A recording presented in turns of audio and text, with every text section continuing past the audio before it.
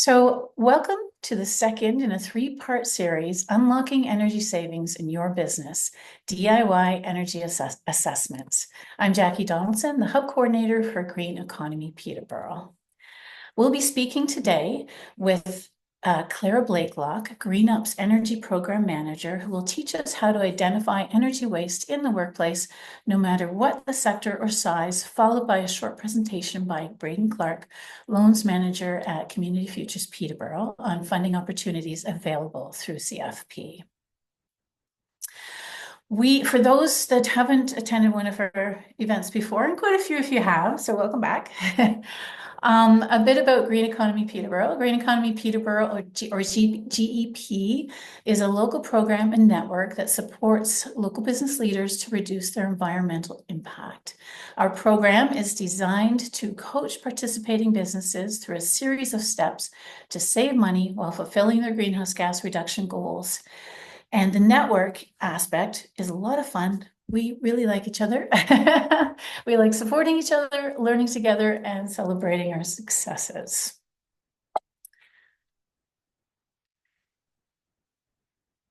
So we are a membership-based organization that recently introduced two new programs. One is our Discover track that brings the green curious business into the loop, sharing information and learning opportunities. We have our Insight track for those who already have the know-how but would like to do some measurement of their carbon footprint, while our Lead track, our lead members, our rock stars, as we sometimes call them, are committed to more and are working through a process to understand, then reduce their carbon footprint through a supported process to measure, take action, and reduce their emissions. We are one of 9 hubs in the Green Economy Canada network. I know we have a visitor from London here today. Shout out. A collective of businesses and organizational leaders that recognize the benefits, opportunities, and importance of making the transition to a vibrant and inclusive low-carbon future. We tap into each other's knowledge and experience towards a vision of a green economy among small businesses across Canada. So here we are, a super group. One of the most important features of Green Economy Peterborough is that we're local. We buy each other's products or services. We're business peers. We are neighbors. We're friends. We see each other around town at events, in parks, and sometimes on our bikes. It's a great group. In fact, we do have members here joining us today, quite a few. And so with that, I'd like to introduce you to our first speaker, Clara Blakelock, GreenUp's Energy Manager. Clara is with GreenUp, Energy Manager with GreenUp. She's a registered energy advisor, a certified energy auditor in training, and has completed an advanced certificate in sustainable energy management, and also has a master's in engineering and public policy. And she didn't put this in her bio, but also a bachelor's in mathematics. So she is smart. Over to you, Clara. I hope I'm not embarrassing you. Thanks, Jackie. Okay, let me get my slides up here.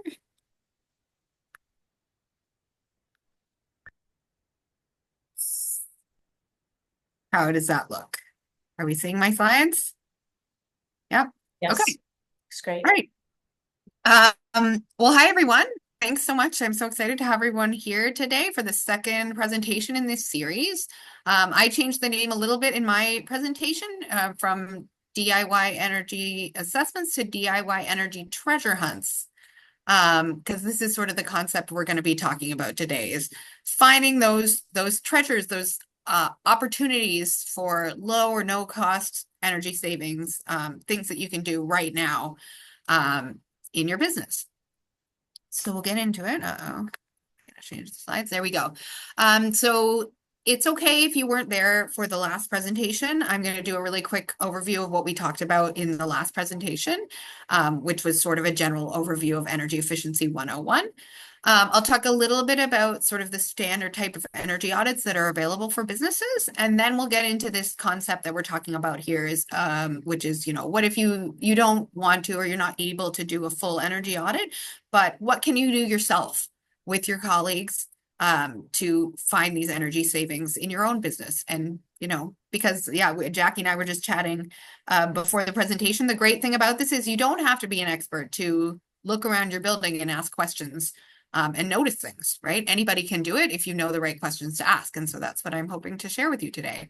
So we'll go through a bunch of different aspects about your building that you might want to do some investigation on, how to put it all together, and then I'll share some resources as well that I've found really useful in learning about this and that you can use as well if you decide to take this on in your business.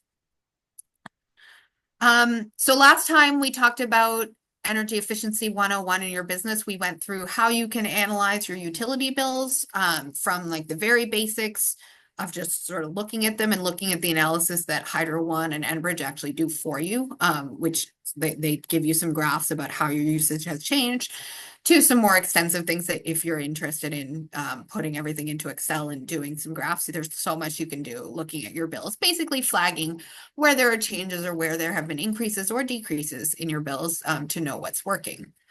We talked about how to foster a culture of energy efficiency in your building, in your business, by taking some measures like bringing energy to the forefront at staff meetings, having a green team, things like that.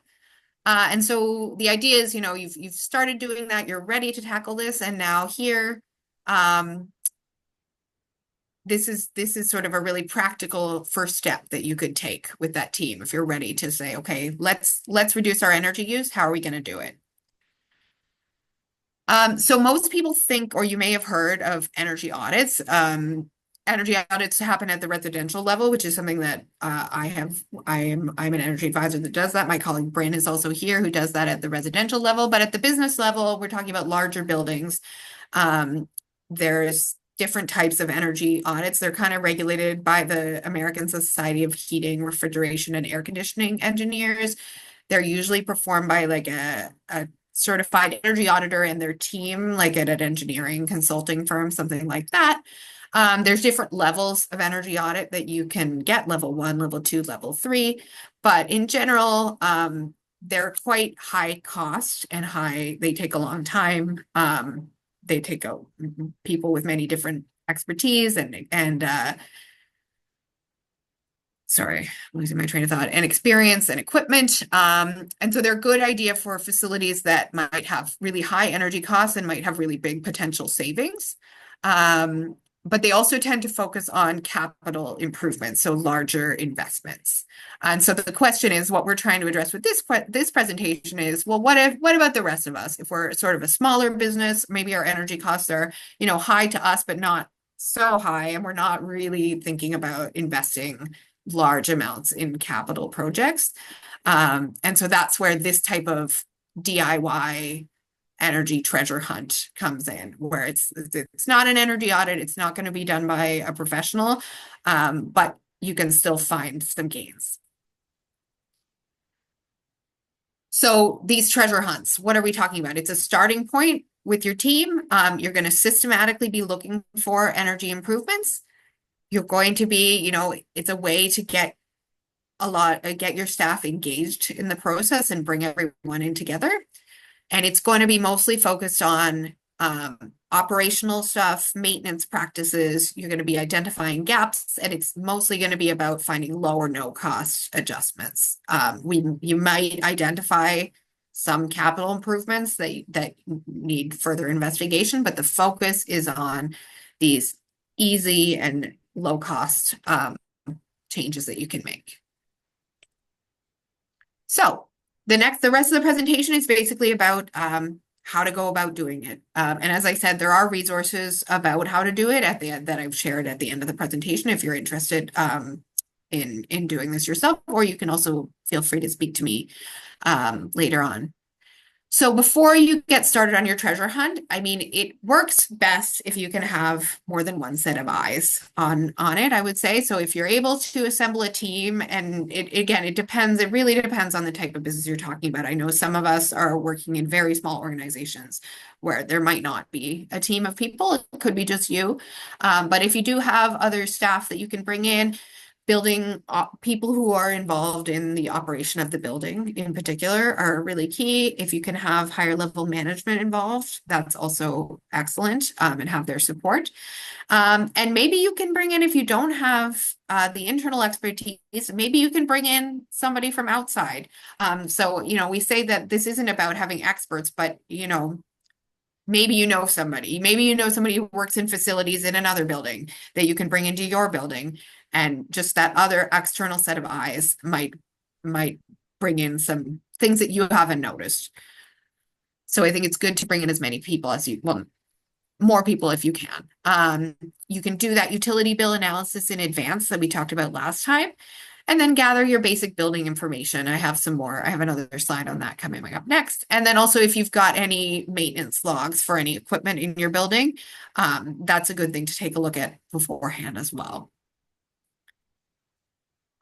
So some other things to do to prepare before the treasure hunt itself is going to be a walk around with your team.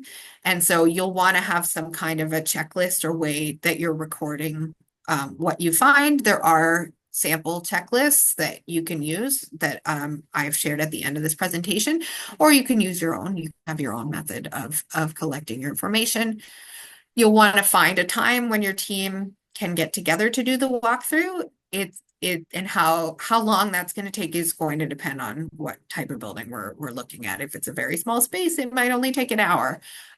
If it's a very large building, you might need a half a day to do it.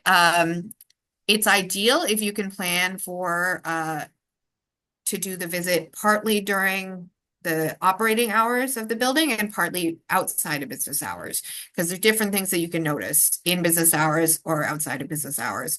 So that could be scheduling 2 complete separate visits, or it could be having it stretch from when the business is open to when it's closed. You'll want to be planning to follow up with your team to go through your findings and make a plan for implementation. And then you also want to make sure that you're going to have access to everywhere that you need to in the building. So if there are utility closets or maintenance rooms, or even maybe the rooftop, if you have rooftop units that you want to look closer at, you want to make sure that you're going to be able to access all that. And you've got the right people there to give you that access. So some things to record about your building. You'll want to try to know the building age. And again, like, you might not know all these things, but these are all just questions that you can ask, and anything that you can't find out, well, that's okay. I mean, it's just questions. So how old the building is, about how large it is. You can look at the annual energy use over several years. And the reason for collecting this data is because you can actually benchmark your building against other similar buildings if you have that information. Looking at the operating hours of the building and your occupancy patterns and usage. So what different space in the building is being used for. And that often has changed from when the building was first designed. And so that's the reason to look at that. If something changes from being like a warehouse storage area to now it's an office, obviously you might need more heating in that area, more ventilation. The energy costs might be higher now than they were before when it was just a storage room, or maybe it went the other way. But you're still heating it as though it were an office. So that's the reason for looking up that kind of thing. So now we're getting into the actual treasure hunt, and I'm going to go through all these different sort of aspects about the building that you might be wanting to look at for. But in general, we're going in here as non-experts. We're just noticing things, but the things that we're noticing are kind of common sense in general. Usually you can find energy savings by identifying anything that's in a state of disrepair or that's not getting regularly maintained, because all mechanical equipment tends to run less efficiently when it's in that kind of state. You're looking for things that are always on and whether or not they need to be always on. You're looking for opportunities, any opportunity where you can set back the temperature so that you're not heating as much. Heating is usually, it depends on the facility. If you're in like a manufacturing facility or something with a lot of process equipment, it might not be your largest cost, but in a lot of buildings like office type or retail Heating is probably one of your largest energy costs. So any opportunity to set back your temperatures or reduce the amount of ventilation, if possible, while keeping good air quality, is usually an energy savings. Anything where you can automate energy savings. So it doesn't depend, changing operations, adding in sensors, something like that, so that it's not depending on people remembering to do something every single day, is usually a way to save energy. And then also signage and putting in procedures in place to promote energy savings, so that if, there is a standard operating procedure that everybody's trained on and everybody's trained to follow, if that includes things in it like turning off the equipment at the end of the day, well, that also, opportunities to add things like that are where you're going to find savings. So this is sort of the general guidance. And then we'll get into all these different facets. Maybe I'll just pause there for a moment, because this presentation does have a lot of content in it. But does anyone have any questions now or want to make any comments or?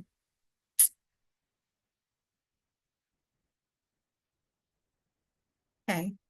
All right. Well, I'll keep going, but yeah, feel free to type anything in the chat or raise your hand if you would like to interrupt me. So we'll start by talking about looking at the building envelope of our building. So it's related to heating because the building envelope is what divides the inside from the building from the outside of the building. So that's where heat loss occurs. So when you're doing your investigation, things that you might be looking at, questions you might be asking are, how much insulation is there in this building? It might be based on the age of the building or any kind of additions or retrofits that have been done to it. How much insulation, how thick is it? Even if you don't know much about insulation, sort of the thicker the insulation, the better, is really what you're looking for. Do you see any gaps or holes in the building around windows or doors or where there's equipment venting outside? And those can be really easy fixes to do. So if you see like gaps and holes that can be easily caulked or filled in, you can reduce heat loss that way. Does the building have very old windows? How many panes of glass are in them? If it's only one pane of glass, then that is usually a large source of energy loss. Now, fixing that is a capital improvement on the building, right? Replacing windows, but you're just flagging things here. You're just noticing things. And we're going to put them all in a big list, and then you're going to decide at the end which you can actually address. So you may as well notice what you can. And then finally, this is really a big one that I see. Once you start noticing, now every time you go in a building, you're going to be noticing these things. Maybe I am anyway. Are there doors or windows that are frequently open to heated or cooled space or are left open? So I took this picture this morning, actually, on the way to walking my kids to school. So you see this. So this is today. It was like 3 degrees outside, and the windows in this building are open. And now the reason why they're open, you need to get behind that reason. So is it because the building is overheated and it's so hot in there, people need to open the windows, and then maybe there's some kind of adjustment that could be made inside the building, or maybe it's ventilation related. There's not enough fresh air in the building, and so people need to open the windows for that reason. So solving the problem might not be as simple as just closing the windows, because there's a reason why, but anyway, you notice it as well. Or at least you can put you could put procedures in place to make sure that at the end of the day, all the windows are being closed. Also, vestibules are a big one. I think I have that on the next slide here, actually. So you've asked all your questions, you've investigated the building envelope, now you're noticing potential energy savings. So as I mentioned before, ceiling gaps or holes. If you're able to adjust your operations so that doors are closed to heated space, it might be as simple as a door is being propped open from a vestibule to the rest of the building. Actually, I had this on an earlier slide, a picture from the library where they're doing that. They're propping open the doors to the vestibule from into the main library. And so it's defeating the purpose of a vestibule is supposed to be a buffer space between the indoors and the outdoors. But if you're propping open the doors, then you're not getting that energy savings. Ensuring windows are closed, I sort of went over that. And then if the building is being retrofitted, if there's a plan to do that for some reason, then looking at adding insulation or upgrading windows. But again, that is a larger capital improvement, but just noticing those things. So next we go to heating, which is of course related to the building envelope, but now we're talking more about the systems that are heating the building. How is the building heated? And so again, you're not going to be able to answer all these questions necessarily, but it's just about asking them, and some of them you may be able to answer. So first of all, how is your building heated? What is it powered by? Is it a gas boiler? Is it with, do you have radiators? Is it electric heat? Do you have a heat pump? Is it just a furnace if it's a smaller building? How is the heat being delivered around the building? How old is the system, and do you know how efficient it is? Is there a way to find that out? And then you get down into the questions that you might be able to actually do something about more immediately, looking at thermostats and how is the temperature controlled. So do you have programmable thermostats, and how are they programmed? Another question is, are they changeable? So can anybody just go and change them, or is there some kind of restriction on who is able to change the thermostats? Is it the same temperature everywhere in the building, or do you have some kind of zone control so that some areas that are, maybe, storage, warehouse areas might not need to be heated as much. Others maybe need to be heated a little more. And then noticing also like how people are using the heating in the building. So are there areas where people need to use space heaters because it's too cold? Space heaters are usually pretty inefficient, and they also get left on all the time. So normally you want to discourage the use of space heaters, but you also need to have, it needs to be comfortable in the building. And so this is some problem solving that needs to go on there. So why are people needing to use space heaters? And is there anything that can be done to avoid the use of space heaters? And then how often is the system maintained or inspected? Is it getting checked regularly? So where can you save money here? Getting the heating system inspected and maintained. That there are some costs involved in that, but it's really necessary. We do it at home on our own furnaces every year. It needs to be done in larger buildings as well. And it should be part of a regular maintenance program. Maybe you're able to just program those thermostats to set back during unoccupied times and do something to prevent changes to the thermostat, so that there should be, usually it's a good practice that, it shouldn't just be that somebody can walk up to the thermostat and change the setting. There should be some sort of process in place where they have to, either ask permission or let somebody know that there's a change being made, because what happens is people change the thermostat and it never gets changed back. If you're able to figure out why those space heaters are being used and eliminate the need for them, that can be a real energy savings. Heating in vestibules, again, it's another, now that I've noticed it, you're going to start noticing it everywhere. So many buildings are blasting heat into their vestibules. So this is taken at Peterborough Square. I don't mean to pick on them. They're just an accessible building that we can take lots of photos at. And so that heat vent is just blasting heat right at the door of the vestibule to the outdoors. And there's no reason to do that. And so if you're able to turn that off and stop heating the vestibule, that could be a big energy savings right there. Increasing your zone control, and if the system is really old and is needing to be replaced, then you want to be looking at upgrading to a more efficient system. And if GHGs are your main concern, then you want to be looking at an electrically powered system, so probably a heat pump, which is the most efficient electric heating system. But again, this isn't the focus of this type of assessment, is more on these things that you can do right now. So I think I need to speed up a little bit here, where some of the questions are going to be repetitive, but I'm hoping that you can refer back to this presentation too as a guide if this is something you're thinking about doing. So your cooling system, is there cooling? First of all, first question to ask. Is it maintained similar to heating? Same questions about the thermostats. The big one for cooling, I think it's the last point here, and are changes that you can make potentially right away is about reducing what's called solar gain. So that's when the sun streams into a room in the summertime and heats up the space and will increase the need for cooling.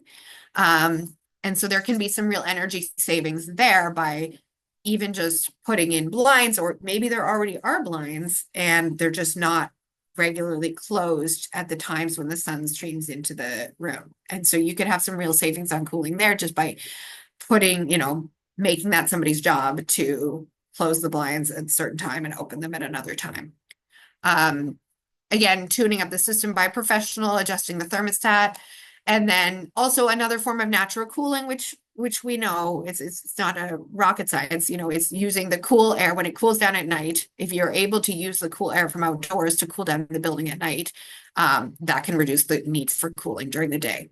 And so, in some buildings it may be possible, in some it may not. And then, if the system needs to be upgraded, looking at the most efficient system there is, although it will depend a lot on your demand for cooling in the building, how big a payback you'll get on that.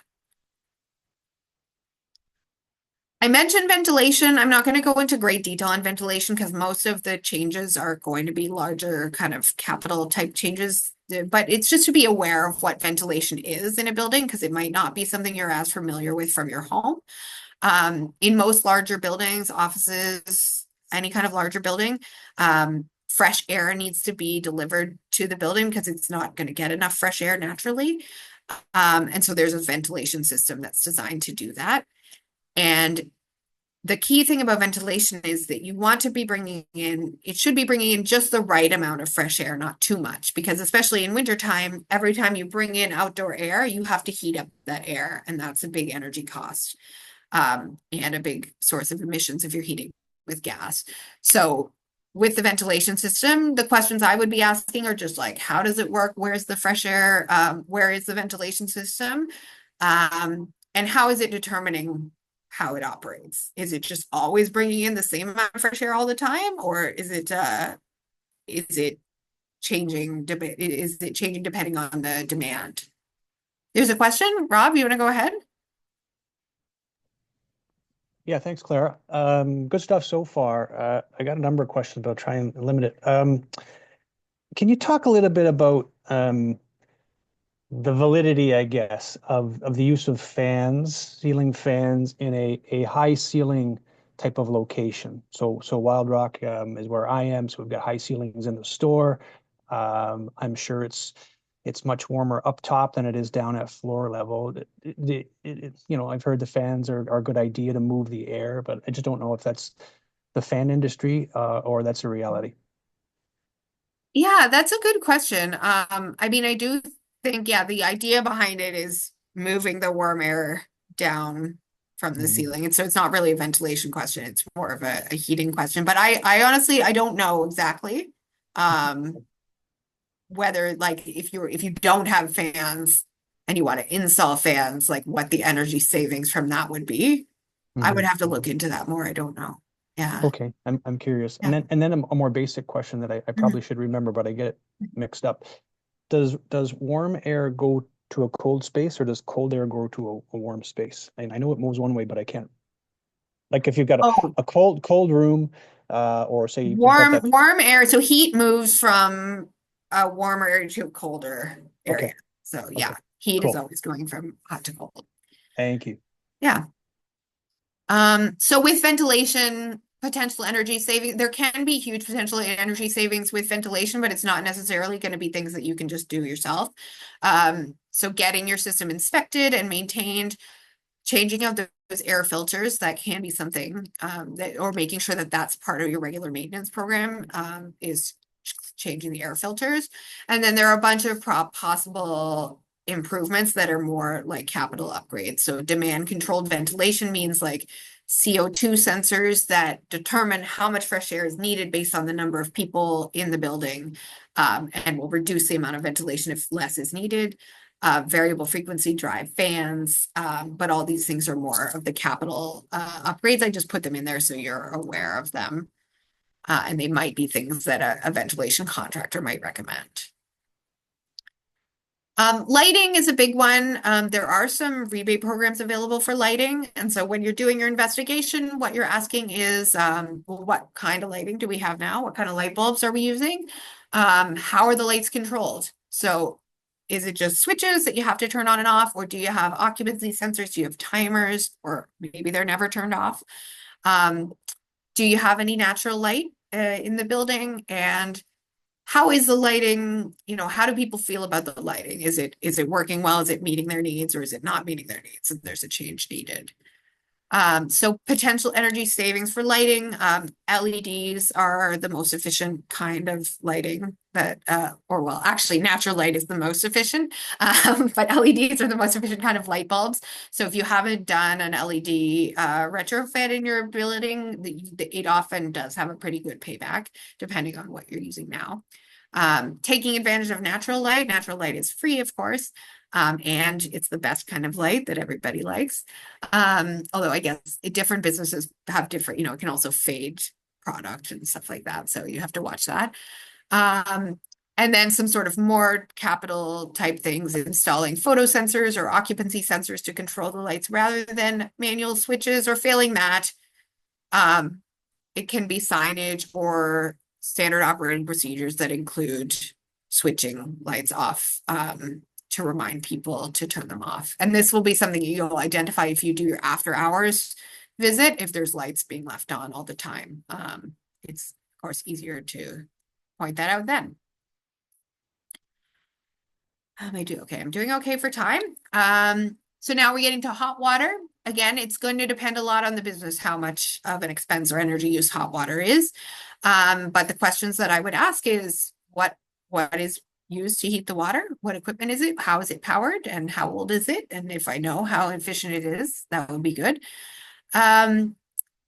If you are heating your hot water with natural gas and you're heating your building with natural gas, then it's kind of easy to tell how much energy is being used on hot water, because if you're not, hot water use generally is about the same all year round, in most cases. So you can look at how much gas you're using in the summertime, and that's how much your energy you're using on hot water in that specific case.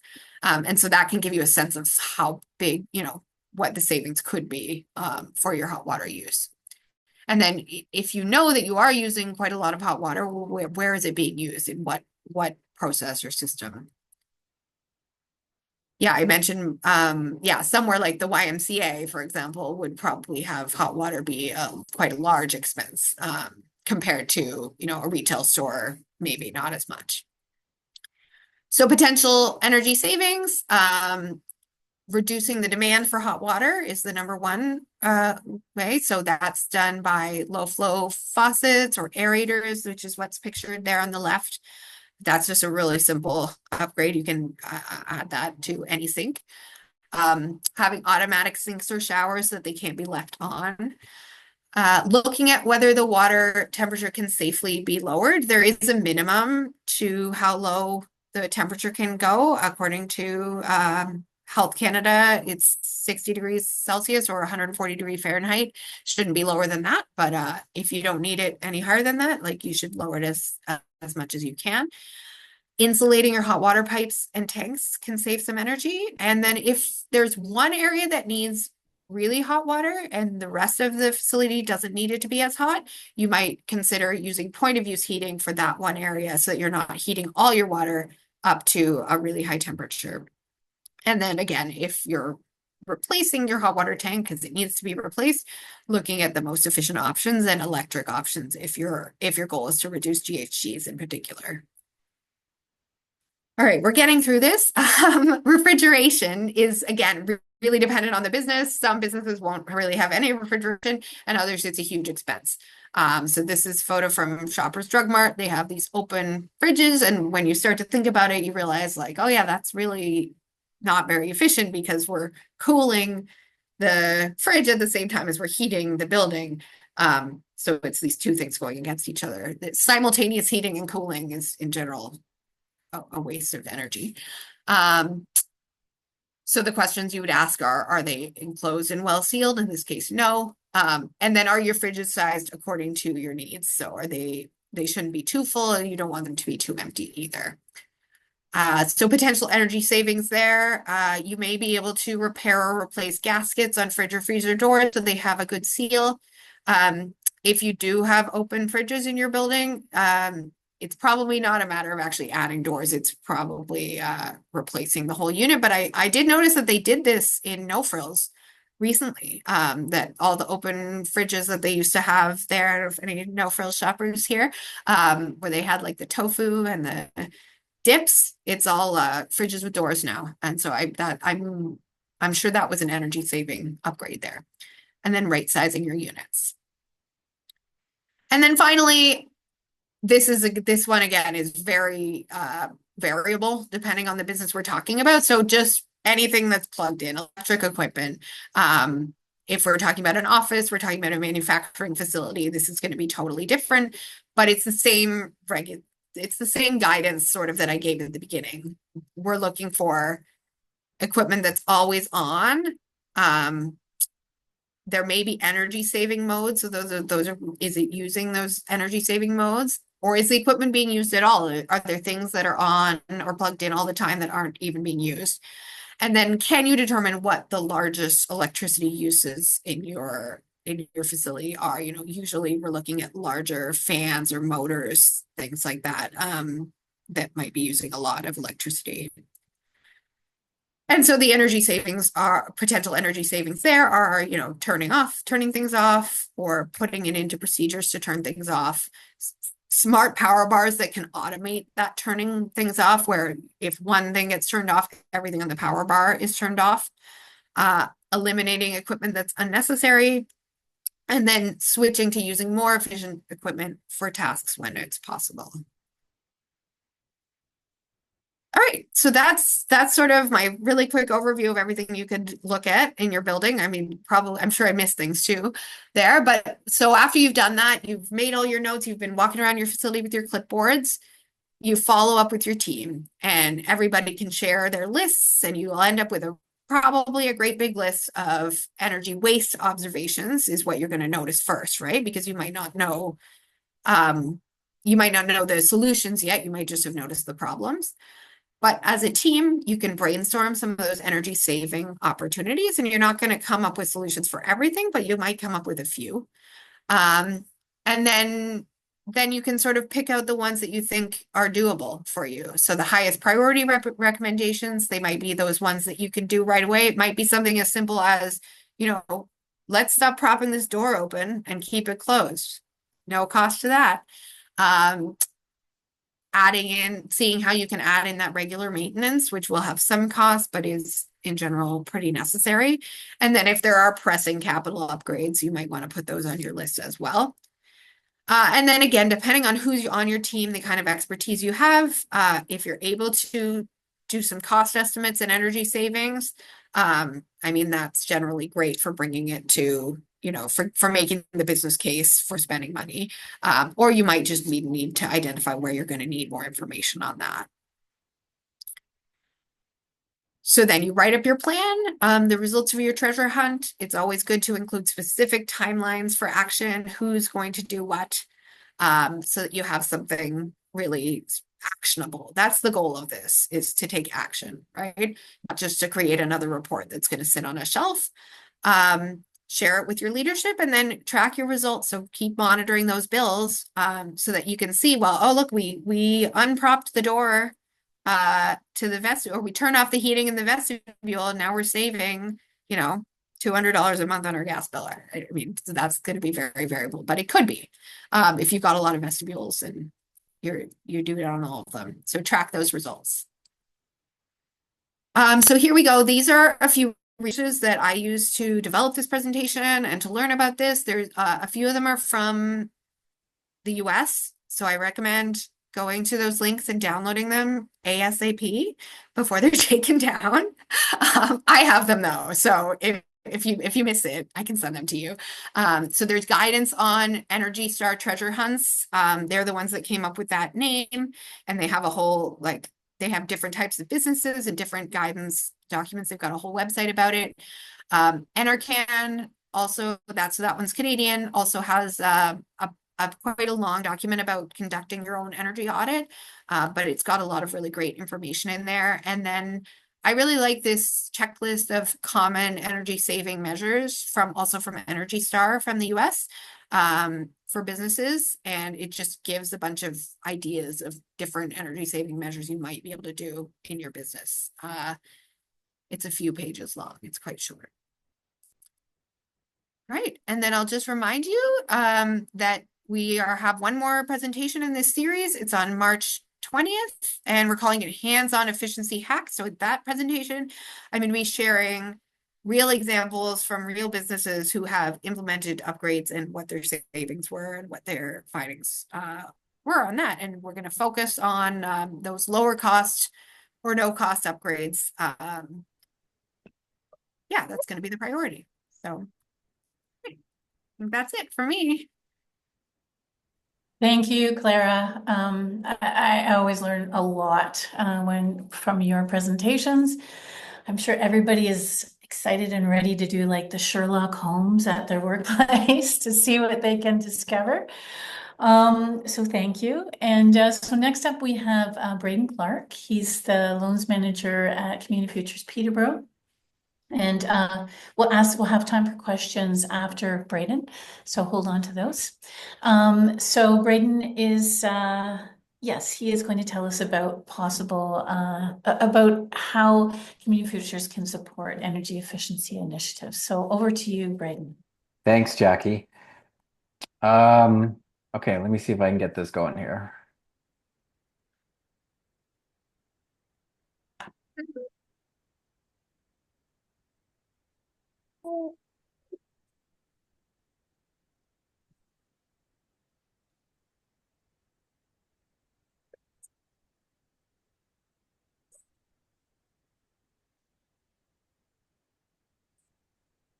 All right. You guys can see that, Jackie? Yeah. Okay, great. You use Microsoft Teams for so long and you forget how to actually use Zoom. Okay, I think I'm good. Okay, so thanks everyone. Great presentation from Clara as always. It's really interesting, all of the steps and even all the little small things that you could do that could definitely have a huge impact on your business on the efficiency of your business or home. Okay, so anyone who was here last week, I apologize because it's the exact same presentation, but it'll be quick and painless, I promise. So the Community Futures organization has been around for 40 years, so we're having a big 40th birthday party this summer. We were set up as we are a nonprofit organization that was set up in the early 80s. The program was started in the early 80s. Our office obviously opened in 1985. The federal government realized that there's a gap in the lending marketplace when it comes to small businesses and entrepreneurs and startups. It can be very tricky or near impossible to get funding for businesses who don't have a proven track record yet of profitability. So that's why our organization was started. We were given some seed funding of just over $1 million in 1985. And by putting that out in business loans within our community, we've been able to grow that loan fund to just over $13 million. So, compared to a bank, we're peanuts, but we definitely have a huge impact when it comes to the entrepreneurship and small business community in Peterborough. This is our team. I'm the loans manager. We've got 2 additional people on the advisory team, Rose and Lindsay. If anyone knows them, they're avid entrepreneurs and fairly well known within the community, and happy to be working with them. We've also got Abby, who is our financial administrator, program officer, and support on the loans portfolio. And then our fearless leader, Devin Gerard. So I talked a little bit about our inception. So we're here to provide flexible financing solutions. Again, we're a nonprofit, so I'm not here to sell any product today. I'm here to just let you know what services we do have available, including funding, that hopefully you could leverage to potentially realize on some of those energy efficiencies or reduce emissions within your business. So we're here to provide financing solutions. We also provide advisory support vis-a-vis our business advisory center. We're a strong advocate for partnerships. So, obviously, great example here, working with Jackie and Green Economy Peterborough. We were able to provide some funding to them, I guess, in this year's budget to do some work, which is great. And we're also an advocate for economic development projects within the community. So this is the program. If you take nothing away other than my handsome face, this is what we have to offer to the community. We announced last year on Earth Day that we've got this fund that's available at prime rate. So the rates that we're allowed to loan money out are predicated or dictated, I should say, by the federal government in our contribution agreements. And so really the lowest rate that we're allowed to lend out is prime +2.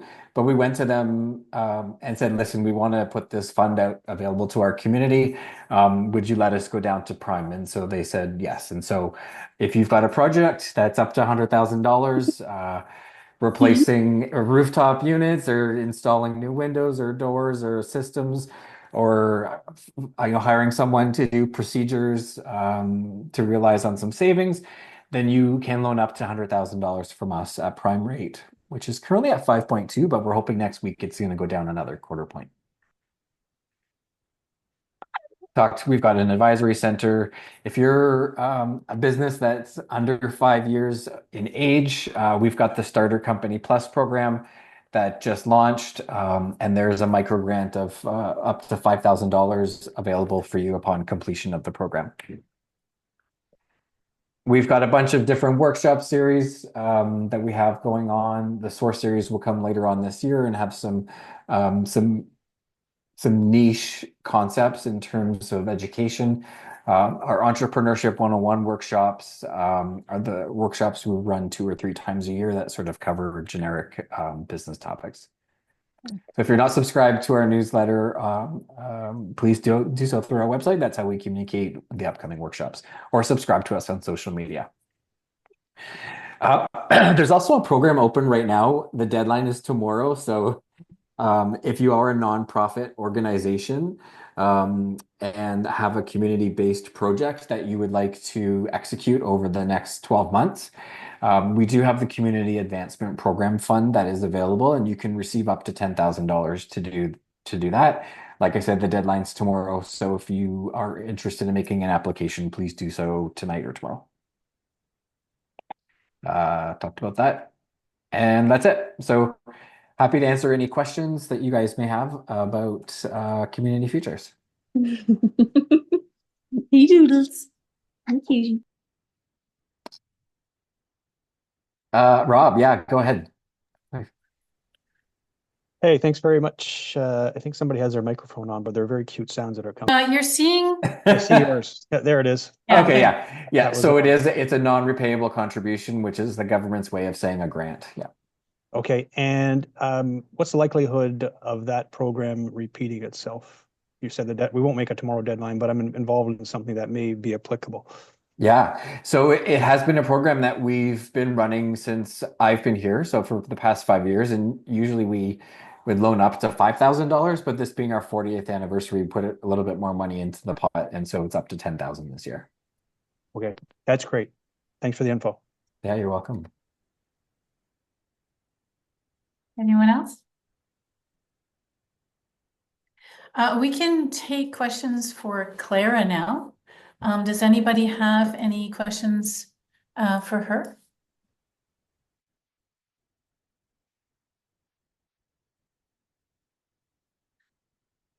I do. I was just wondering, there's a wonderful list that you have provided of actions that people can take. Do you have any sense of maybe the top 3 that have the greatest bang for their buck? I mean, It sort of depends, I guess. Yeah. it's a good question. It depends a lot. I mean, I think I've mentioned a few times some of my biggest pet peeves, like the heating of vestibules. Right.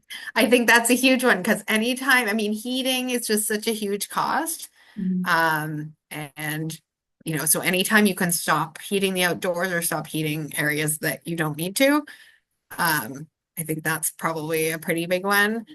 Right. And then these building envelope upgrades as well. Again, it's going to totally depend on the business, right? Like if your heating costs may be dwarfed by something else that you're doing in the business, then this isn't going to apply. But in terms of like low cost, no cost things you can do, well, sealing up the gaps, things like that, door sweeps, weather stripping. It's all very accessible things that we can do right now. And, the savings can be very significant, depending. Okay. Great. So anybody else? Is that it? Thank you. I guess one more thing, I'll add one more Yeah. thing, maybe for people to think about that I didn't really mention in the presentation, is that depending on your building, you might have some kind of like a building automation system, which controls the heating and the ventilation. And those systems, I mean, I'm still learning about them myself, but they provide a whole lot of information if you have it. And you can really see, if you're interested to learn about it, I think you can get all sorts of printouts and stuff from that, which can be another thing that you can analyze when you're looking for energy saving opportunities. And like those kind of changes where it's just like turning something off at a certain time, turning it on, like they're all operational. There's no capital cost to that. Yeah. Great. Thank you. So to wrap up, we just want to remind you again about the next in our series, Hands-on Energy Efficiency Hacks, which will be on March 20th, same time, same place. And then if you want to sign up for that, you can go on to GreenUp's event calendar to do that, or you can contact me. Yeah, so we hope to see you there. We'll give you some pointers and share some stories. Finally, just a reminder, Green Economy Peterborough is always recruiting. You saw our member tracks. We would be happy to share with you what the different tracks mean. And so just contact us or go to our website, sign up for our newsletter. We just sent out one recently, and we really love to share the local stories of what people are doing to be more sustainable, and very often that improves bottom line. So you can also book an appointment with me for a 15-minute chat through our website. So just some smiling member faces to send you off. They're a great group, as I said, and they've all got interesting stories and are doing interesting things for our community and for the environment. Thank you. And it's been an absolute pleasure. And we'll see you hopefully on March 20th. Take care.